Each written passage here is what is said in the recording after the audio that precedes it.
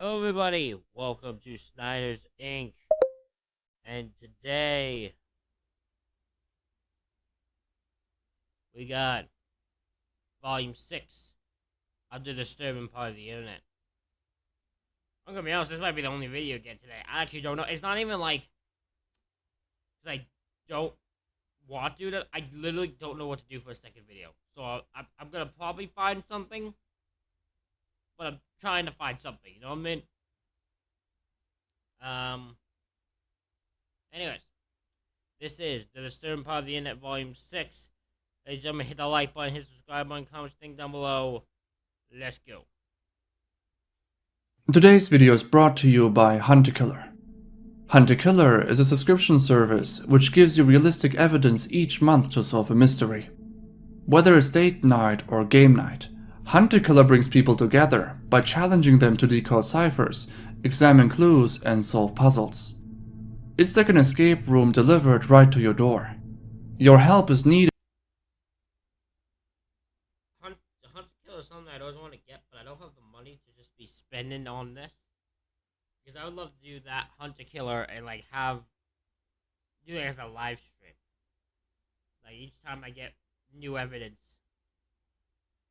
seeing if my people, Snyder Squad, come together and solve it. But that'd be cool. But unfortunately, yeah, I don't have the money to do that.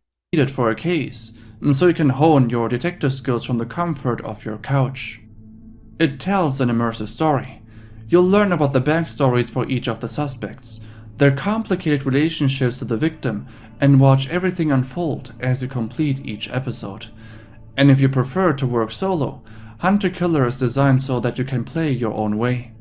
With each purchase, you'll support the Cold Case Foundation, an organization that is dedicated to helping with real-life cold cases. On top of that, visiting the link hunterkiller.com/eudoxia and using the code Eudoxia will get you $10 off your order. Again, make sure to use Eudoxia for a $10 discount. Thanks again to Hunter Killer for sponsoring this video.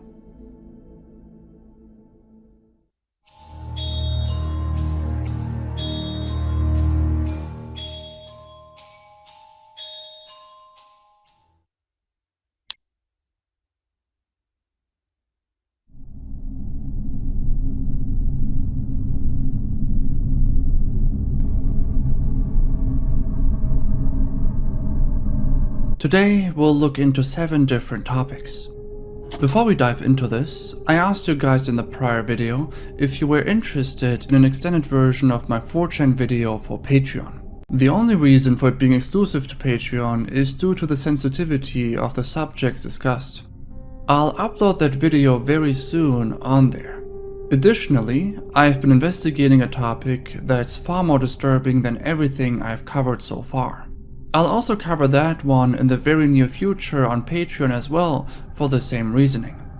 Anyway, if you end up enjoying this video, you can support this content completely for free by subscribing to the channel.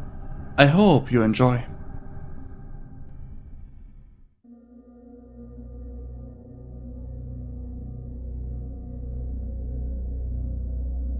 A ship in Delta State, Nigeria had a few difficulties on sea. At around 5 PM, the ship sank 30 meters deep on the seabed, upside down. 12 people were on board and only one of them survived. Here's the following clip of Harrison O'Keene, a cook who was on the toilet in the moment the ship turned upside down. Was the thing that like he was just kind of lucky enough to have like that air pocket that made him able to survive? Yeah, I'm pretty sure that was the case where that was just pure luck for him to be able to survive here. Alright. Alright. I'm pretty sure also I remember like police were sent there to pick up bodies, right? So they weren't even sent there to look for survivors because they're like, oh, there's no way there's anyone still alive there. So like, just go look for bodies, and then they found him, and he just happened to be able to live. Right, let's get that hat on his head so we can reduce the CO2, please. want you to keep calm, okay? Are you feeling okay? Are you sore? Have you got any injuries? Okay. Okay. What's your name? Harrison. Okay, Harrison. My name is Colby. A team from the DCN Global Diving Company had come to just recover the bodies, but it quickly turned into a rescue operation when they saw Harrison clinging to life in the ship. Harrison was incredibly fortunate that he found an air pocket in the ship which allowed him to breathe. Harrison further adds, "I was there in the water, in total darkness, just thinking it's the end. I kept thinking the water was going to fill up the room, but it did not. I was so hungry, but mostly so thirsty.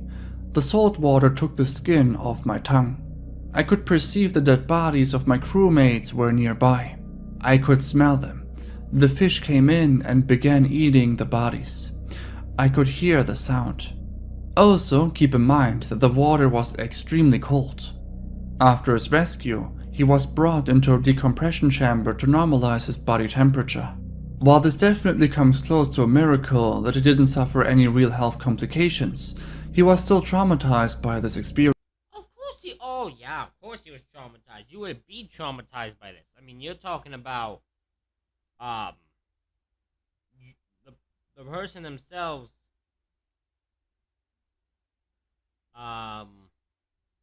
being left in a ship. He has this air pocket, but he has no chance of survival, really. Like, he does not believe for a second he's going to survive. So he can't even use... Like, there's no way he believed he was going to survive that. Because you don't know how long it's going to take before they send someone down there to just even look. It could take days. It could be the first day, it could be days, months. It depends if they know you're missing. It depends if how much they care, really. Luckily enough, I guess for him, is that they sent someone pretty early enough to the point that he could survive. He'd be found. When I'm at home sometimes, it feels like the bed I'm sleeping in is sinking. I think I'm still in the sea again. I jump up and I scream. Wow, so he said he's in, sometimes when he's sleeping, he's in the bed, and then he'll feel like it's sinking. He'll feel like the bed is sinking, so he'll just sit up in his bed and just scream out. Oh my god, that is mighty PTSD. That is bad PTSD right there. That man has a traumatic experience that he went through, and it is traumatizing to no end. My god.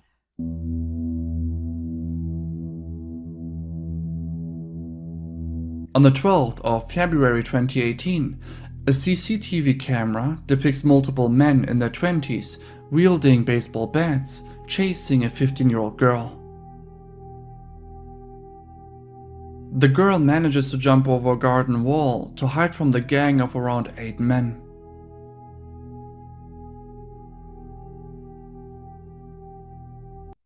If I remember correctly, I'm pretty sure the girl runs the other direction, but they do find her. And they do get her. What makes it insane for me is what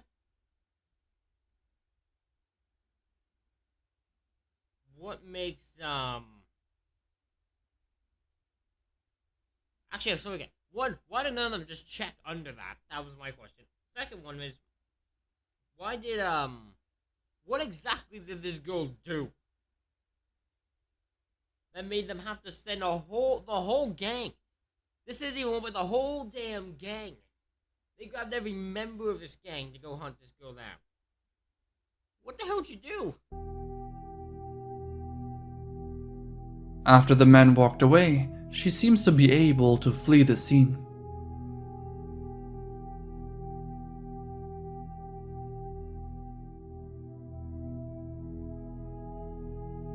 However, the entire thing doesn't end here. Moments after this footage, she was caught and severely beaten up. She was left with serious injuries and taken to the hospital.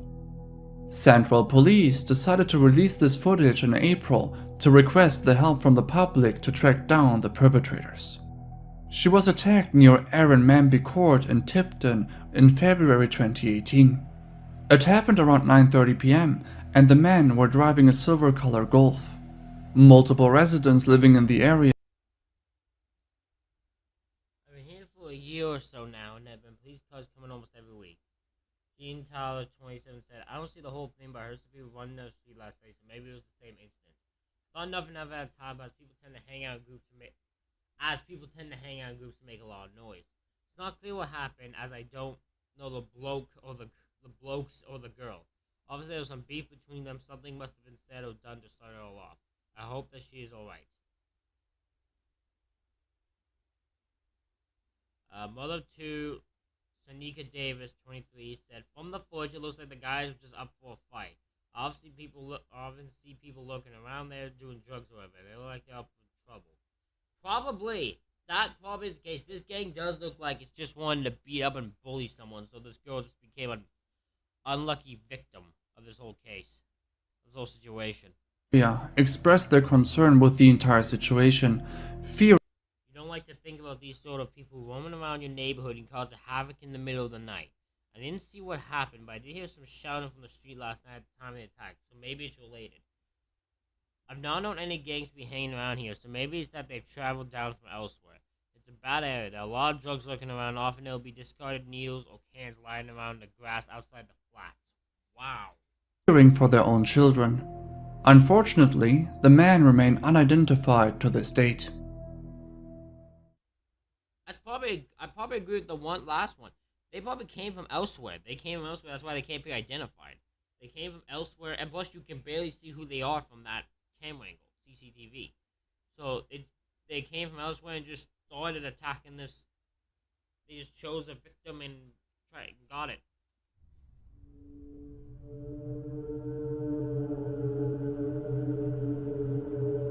In this one, I'll discuss one of many cases that involve swatting. Tyler Barris is one of many. We've had I think we did a video on swatting. I think. I might be wrong, but I'm pretty sure I did a video on swatting, but it was like a while ago. It's dangerous, man. There is nothing more dangerous than swatting. Like, when it comes to just to fuck with someone. Don't fucking do it. Ever. Individuals that abuse the system to ruin the lives of others. Around the end of December 2017, two teams played a game of Call of Duty for prize money of $1.50. Basically, it was just an event for fun, not for real monetary gain. Two members of the losing team had an argument after the game's conclusion on Twitter. One of them was Shane Gaskill, the other Casey Weiner. Shane taunted and provoked Casey a lot, telling him to swat him if he has the balls to do so. Casey then reached out to a different user on Twitter that went by the handle Swatistic in order to swat Shane. Swatistic's real name is Tyler Barris. So, this guy literally just swats people? It is allowed to do so? How? How is someone just allowed to consistently swat someone and make it clear on Twitter? The authorities have some sort of brain power. They can probably figure out who this was. They really looked into it. He was swatting very consistently, forcing students of schools or other places to be evacuated. According to himself, he swatted 10 homes and almost 100 schools. Obviously, Tyler was definitely interested in swatting again, this time swatting Shane. Shane even gave out his location with the hopes of getting swatted. What Shane didn't tell Tyler nor Casey was that he wasn't even living there. It was Casey's former address, not his current home. Therefore, the police was contacted and sent to a home of a completely random and unrelated family. The 911 recording was made available for the public ever since. Let's take a listen. This is 911. What's going on? Hello? Yeah. This is 911. What's going on? Don't. That should not be what a 911 call is. That should not be what a 911 call. You should. Maybe this is me. You should never answer 911 with, "This is 911. What's going on?" That just sounds weird. That sounds very weird. Just don't answer a 911. If you're a 911 operator, don't answer like that. That just seems weird to me. I recently got disconnected. I had told you guys everything that happened about the argument with my mom and dad. The police rushed to the scene in Kansas. 28-year-old Andrew Thomas Finch heard people surrounding his house and wanted to check the turmoil. After opening the door, Andrew was shocked and began to scream. As a reaction, the police officer took his life. I'm just gonna say, I agree with one comment. I read one comment, so I know about this. Any officer who hears a scream and merely goes to shooting needs to not be an officer. That is way too... You're way too trigger happy in that situation. You're way too in the one to pull your gun. That is, that's too abrupt. You can't go with that. If your thing is someone screams, you shoot. Yeah, you can't be a officer. You can't. After this, police handcuffed Andrew's entire family and confiscated some of their belongings. After a few hours, the police realized that the entire thing was a hoax. They started an investigation. Shane, the guy that provoked Tyler into swatting Andrew, now was also trying to cover it up. They both realized that if their identities are revealed, they both might face harsh punishment. The US District Court of Kansas released an indictment paper. In this paper, all of the conversations through DMs were shared. It involves multiple conversations between Shane Gaskill, Tyler Barris, and Casey Weiner. The first few screenshots depict Shane provoking Tyler into swatting the address he gave him. After Tyler did what he wanted, he makes fun of him and says that he doesn't even live there anymore.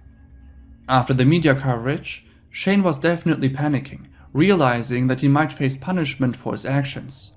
He says here, quote, "DM ASAP. Please, it's very important. Dude, me, you and Babe need to delete everything. This is an investigation case now. Casey deleted everything. You need to as well. This isn't a joke nor a troll anymore. I'm literally trying to help you both out. They know it was a SWAT call." In a different DM, Casey admits to pretty much everything. Quote, "I was involved in someone's passing. I don't know, I got pissed off at him, he got pissed at me. He gave me his address and said pull up, and I said I won't be the one pulling up, you are getting swatted. I then gave the guy his address, and the guy followed Miracle on Twitter. And as soon as he followed on Twitter, Miracle sent him the address and says pull up to him or do something. I literally said you're gonna be swatted, and the guy who swatted him can easily say I convinced him or something when I said, hey, you can swat this guy, and then gave him the address and he said yes, and then said he'd do it for free because I said he doesn't think anything will happen." After these conversations, Tyler went on Twitter, obviously panicking and claiming that he isn't responsible for what happened.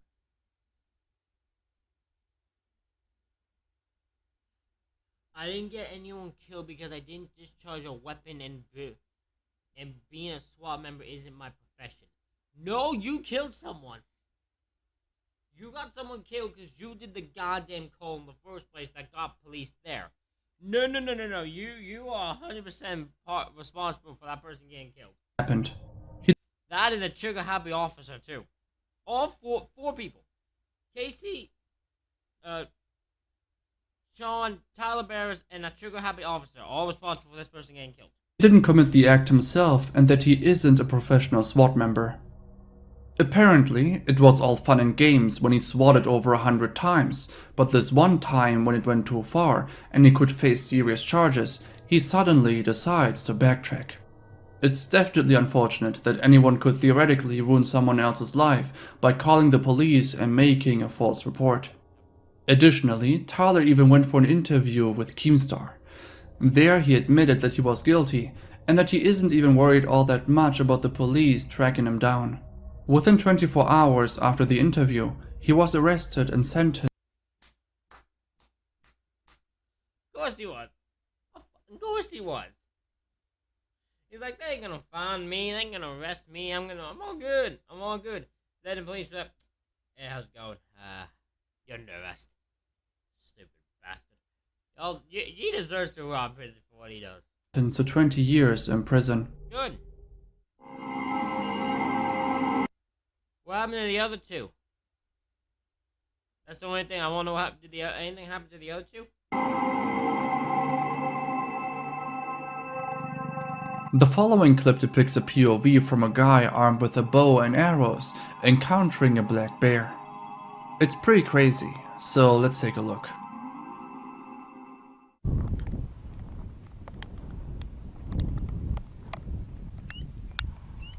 Oh, there's a bear right there.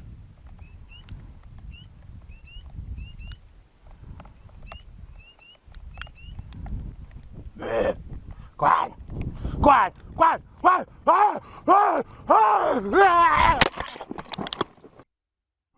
While this looks horrible, it actually went pretty smoothly.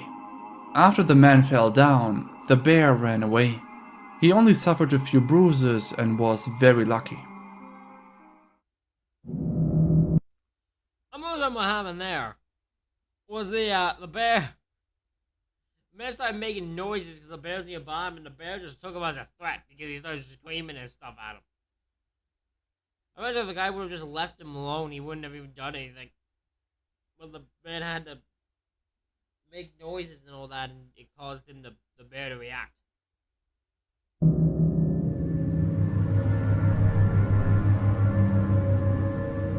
During a rainy day in Taiwan, a dashcam captured the moment when a car on a coastal road in northern Taiwan was hit by a boulder. What? Oh, God!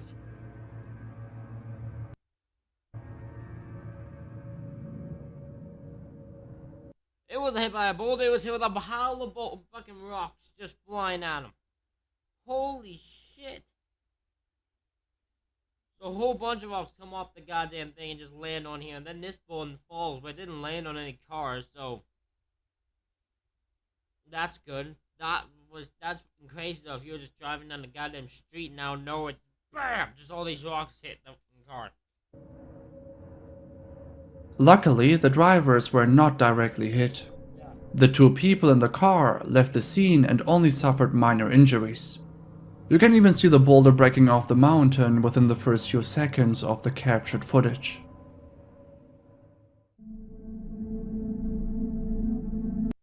Doorbell. In 2019 in Washington, an around 35-year-old man with a knife approached a house in East Central neighborhood and stood outside of the front door. In the footage, the man eventually seems to see the Ring doorbell camera and tries to position himself in a way where his knife isn't visible anymore.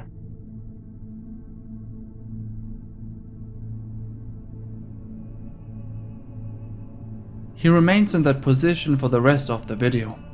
The residents living there decided to give an interview. They have never seen the man prior to the footage. She says that she saw the man taking a lap around her home. That's weird. I don't know what his goal was here, because the moment you're outside with a knife, like a visible knife, they're gonna be like, well, I ain't answering that. I ain't answering you. You look like, you think you have a knife? Nah, I'm good.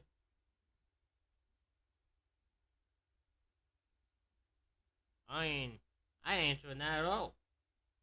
You can just sit out there. Trying to get into her garage. He broke into it and combed through her stuff, but didn't actually steal anything. To this day, the man remains unidentified and this case unsolved. That's insane, because this is clear as day. Like, you can clearly see this person. So the fact that this person is this is unsolved is shocking to me.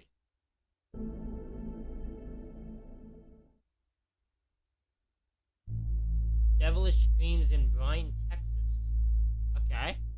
This is something that I usually don't cover here in this format or anywhere in my videos, but I've seen quite a lot of recommendations for topics similar to this one. Let's take a look into a case from Bryan, Texas. On the 27th of May 2020, a guy named Daniel Robb filmed something strange in bad weather.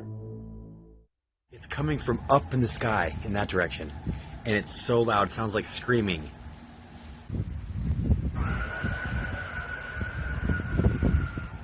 What is that? That is so freaky. That is loud. Like, those are screams. Those sound like screams. I don't know what it is, but they do sound like screams. He says that the screams come up from the air and that this has been going on for at least an hour.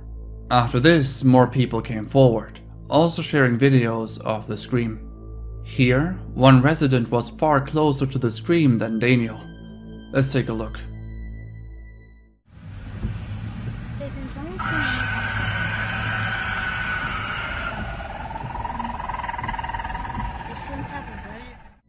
The scream seemed to end with an animalistic cry, making it somewhat more likely that the screams come from something that's alive, not necessarily an object. In the same area, a few fighter jets were witnessed, again by Brandon.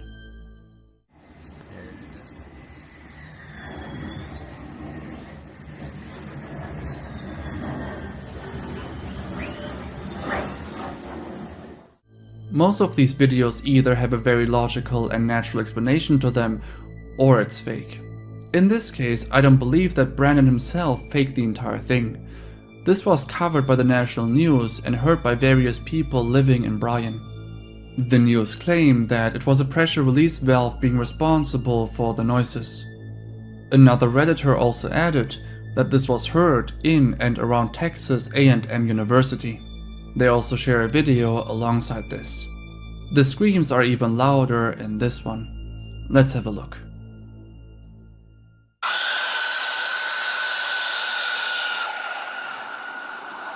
That is so loud. What the heck? I think they're letting off something. I'm about to say, because those sound like screams.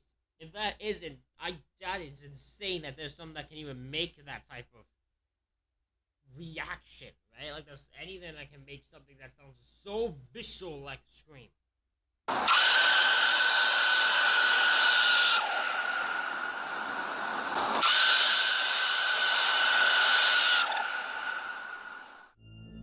Daniel Robb further adds in his video that he apparently saw jets flying around the area earlier that day. He then proceeds to stop the video on the time of the lightning, exposing an object. However, the entire thing could have been added by Brandon to further push a certain narrative, so I'm unsure if these are real. It's fairly easy to edit a few planes here and there in the footage. But even if it is real, there is no proof of it being connected to the screams. It could be entirely unrelated. Multiple people claim to have heard the same screams, as you can see from the comments and multiple videos being shared. The sound is real, but the context is mysterious. If we were to believe media, it's a pressure release valve that was responsible for the sound. This could make sense, but on the other hand, the sound was animalistic.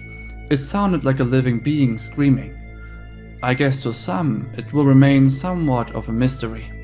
Oh yeah, there will never be a full answer to this. Because the only way it can be an answer is if, like, the government or whatever went and said, okay, we're gonna, like, it says fully so everyone knows, we are going to make this sound and we are going to do exactly what we did before, what happened before, so we can prove that it was the sound of the screams. And then they do it, and if it comes out like that, we know what it is. I have a feeling it wouldn't happen, though. I have a feeling it wouldn't sound like that. Depending on when you see this video, I want to thank you all for supporting me this year. Before ending this video, I want to thank my patrons. Specifically, I want to Alrighty, ladies and gentlemen. Ladies and gentlemen, that is it for this reaction video. Let me know what you think in the comments. Hit the like button, hit the subscribe button. Thank y'all for watching. I'll see y'all for the next one.